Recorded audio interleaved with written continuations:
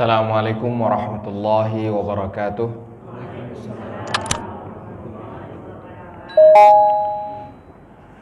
Innal hamdalillah nahmaduhu wa nasta'inuhu wa nastaghfiruh wa na'udzu billahi min shururi anfusina wa min sayyiati a'malina. Man yahdihillahu fala mudilla lahu wa man yudlil fala hadiya lahu. Asyhadu an la ilaha illallah wahdahu la syarika lah wa asyhadu anna Muhammadan abduhu wa rasuluh. Allahumma salli ala Muhammad wa ala ali Muhammad kama sallaita ala Ibrahim wa ala ali Ibrahim innaka Hamidum Majid. Ya ayyuhalladzina amanu taqullaha haqqa tuqatih wa la tamutunna illa wa antum muslimun. Ya ayyuhan nasu taqu rabbakumul ladzi khalaqakum min nafsin wahidah wa khalaqa minha zawjaha wa batha minhuma rijalan katsiran wa nisaa'a wattaqullaha alladzi tasaaluna bihi wal arham innallaha kana 'alaikum raqiba. Ya ayyuhalladzina amanu taqullaha wa qulu qawlan sadida yuslih lakum a'malakum wa yaghfir lakum dhunubakum wa man yuti'illaha wa rasulahu faqad faza fawzan 'azima. Amma ba'd. Alhamdulillah, puji dan syukur senantiasa kita panjatkan kepada Allah Subhanahu wa taala atas segala limpahan nikmat dan karunia yang tiada terhingga.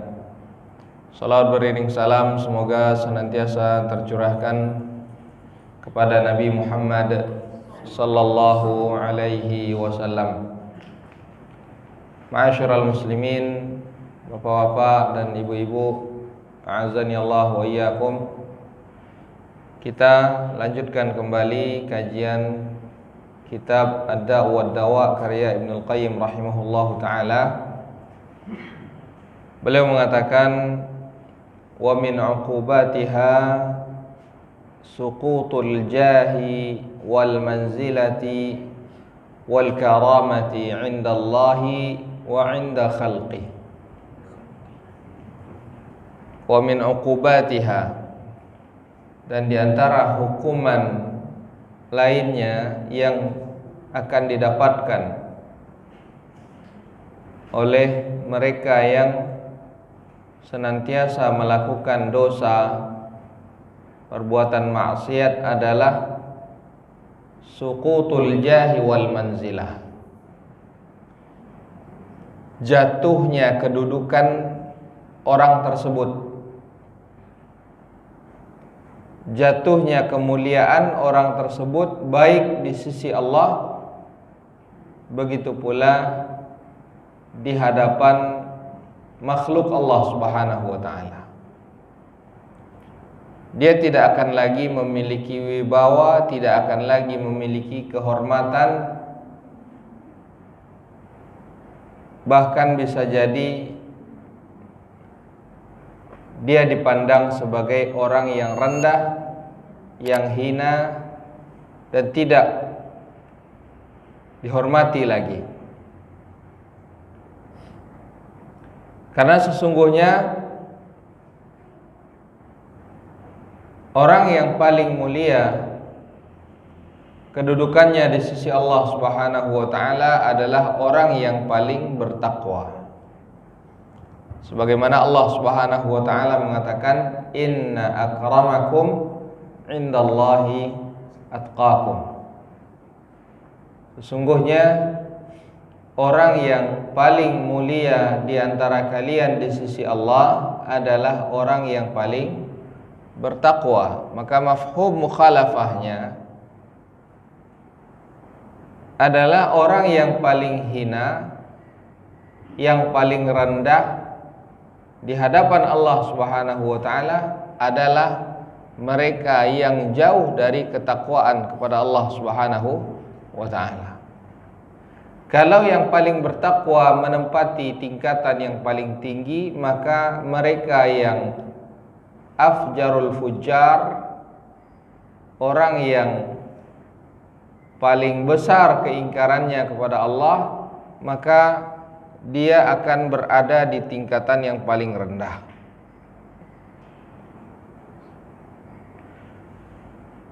Wa ala qadri ta'atil 'abdi lahu takunu manzilatuhu 'indah. Seberapa besar kadar ketaatan seorang kepada Allah Subhanahu wa taala, maka sebesar itu pula lah kedekatan seorang hamba kepada Allah Subhanahu wa taala.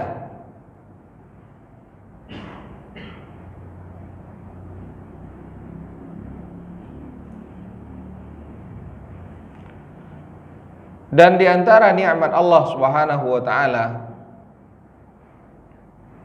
yang paling besar adalah ketika Allah Subhanahu wa taala meninggikan, memuji seseorang, Allah tinggikan kedudukannya. Karena itulah Allah Subhanahu wa taala mengkhususkan para nabi-nabi Allah Subhanahu wa taala dengan sebutan yang baik di alam semesta ini. Sebagaimana Allah Subhanahu wa taala berfirman, "Wadhkur ibadana Ibrahim wa Ishaq wa Ya'qub ulil aidi wal absar." Ingatlah hamba-hamba kami Nabi Ibrahim, Nabi Ishaq dan Nabi Ya'qub alaihimussalam, yang senantiasa membantu dan yang memiliki pandangan yang jauh. Inna akhlasnahum bi khalisatin dzikrad dar. Sesungguhnya kami telah berikan kekhususan kepada mereka dengan sebuah kekhususan. Inna akhlasnahu bi khalisatin. Sesungguhnya kami telah berikan kekhususan kepada mereka. Apa kekhususan yang Allah berikan kepada mereka? Yaitu dzikrad dar. Selalu diingat, selalu dikenang dengan kenangan yang baik. Selalu disebut dengan sebutan yang baik. Yang diingat oleh manusia adalah segala sesuatu yang baik yang telah diberikan oleh Nabi Ibrahim, Nabi Ishaq dan Nabi Ya'qub alaihimussalam. Ini adalah salah satu kekhususan yang Allah berikan kepada mereka. Sebagaimana dikatakan, innamal mar'u hadithun ba'dah fakun hadithan hasanan liman wa'a. Sesungguhnya seseorang itu akan selalu diperbincangkan, akan senantiasa diingat setelah meninggalnya nanti. Fakun haditsan hasanan liman wa'a. Maka kalau kita berfikir, kalau kita berakal, hendaknya kita berusaha untuk menjadi orang yang senantiasa diingat kebaikannya. Hendaknya kita berupaya untuk senantiasa menjadi orang yang selalu diperbincangkan kebaikannya, bukan orang yang diperbincangkan keburukannya. Innamal mar'u hadithun ba'dah fakun hadithan hasanan liman wa'a.